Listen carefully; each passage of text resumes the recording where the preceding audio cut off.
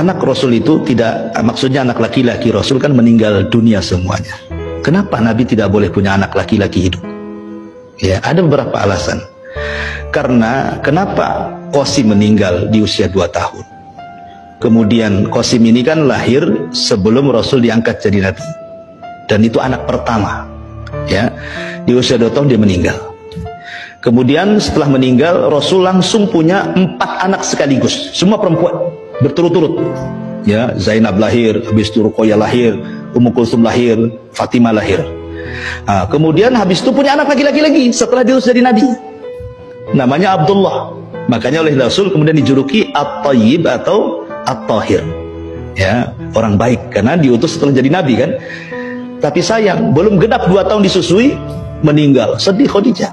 Sebab itulah kemudian Rasul sedih, makanya kemudian Khadijah mengambil anak angkat namanya Zaid ibn Harithah untuk mengobati Rasul juga kan, karena anak laki-lakinya meninggal semua.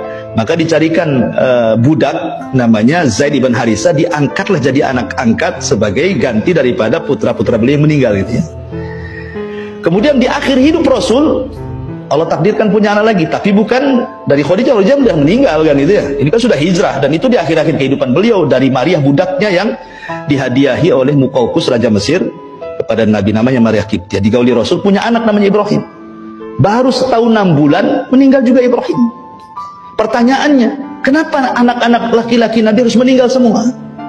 Kata para ulama, sebab kebiasaan para Nabi itu, kalau punya anak hidup sampai besar pasti akan mewarisi para jadi Nabi. Pasti jadi pewaris Nabi. Ibrahim punya anak Ishak jadi Nabi.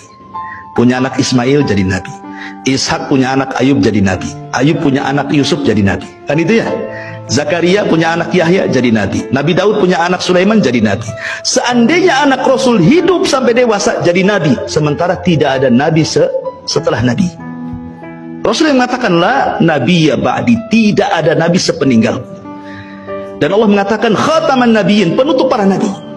Kalau nabi sudah ditutup Rasul, berarti tidak akan diwarisi. Makanya tidak ada yang hidup anak-anaknya. Karena kenabian itu dari jalur laki-laki. Ya, Hasan dan Husain ini dari jalur perempuan kan, Fatimah. Makanya tidak jadi nabi. Karena kenabian itu dari jalur laki-laki semuanya.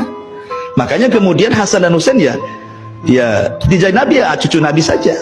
Kemudian alasan yang kedua, kata para ulama, kalau seandainya anak nabi ada yang sampai dewasa gitu, maka akan terjadi pengkultusan.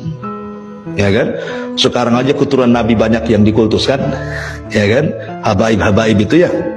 Ya kadang-kadang terlalu orang mengkultuskan gitu ya. Padahal yang membedakan orang dan kemuliaan itu adalah takwa. Takwa seseorang kepada Allah Azza wa Jalla. Lah, Rasul itu pernah menggendong Hasan dan Husain.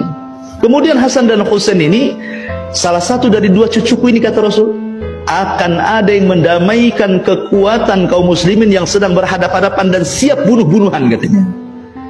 Rupanya betul. Di saat Khalifah Abu Bakar sudah nggak ada, Umar sudah nggak ada, Utsman meninggal, di sini mulai cekcok.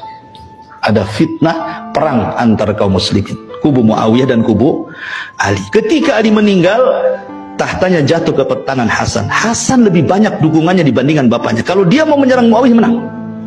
Tetapi Hasan tidak mau. Dia ingin berdamai. Dia serahkan kekuasaannya kepada Muawiyah. Dia tidak menjadi khalifah, hanya 6 bulan saja dia mimpin. Dan ketika itu disebut Amul Jamaah. Dan betul sabda Nabi, di antara 2 cucuku ada yang mendamaikan. Kalau Hasan ketika itu terhasut, tidak boleh menyerahkan, perang tuh, bisa bunuh-bunuhan tuh. Hasan udah banyak orang-orang Kufah dukung kan, dibandingkan di masa itu. Tetapi Hasan tidak mau, sudah tahu ini akan banyak korban. Sudahlah, akhirnya persis seperti sabda Rasul, khilafah kenabian itu 30. Tetapi di sini, walaupun Muawiyah dianggap pemberontak, tetapi kita tidak bisa mencela Muawiyah, karena Muawiyah sahabat Nabi. Muawiyah penulis wahyu Nabi. Dia melakukan seperti itu karena ijtihad. Seorang mujtahid apabila beristihad salah tetap dapat pahala. Ya, kalau kita betul saja salah, apalagi salah kan gitu ya. Karena kita bukan seorang mujtahid. Ya, jangan coba-coba beristihad. Ya. Kenabian itu 30 tahun. Ditutup dengan 6 bulan, kekhilafan Hasan genap 30 tahun. Setelah itu tidak ada khilafah nubuah, yang ada mulkun wa rahmah, kerajaan tetapi diliputi rahmat. Nah, raja pertama inilah Muawiyah bin Abi Sufyan.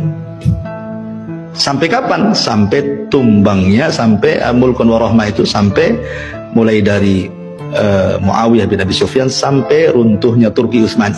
Itu masih khilafah, masih berdasarkan hukum Islam, walaupun banyak kezaliman tetapi masih menerapkan hukum Islam, ya kan?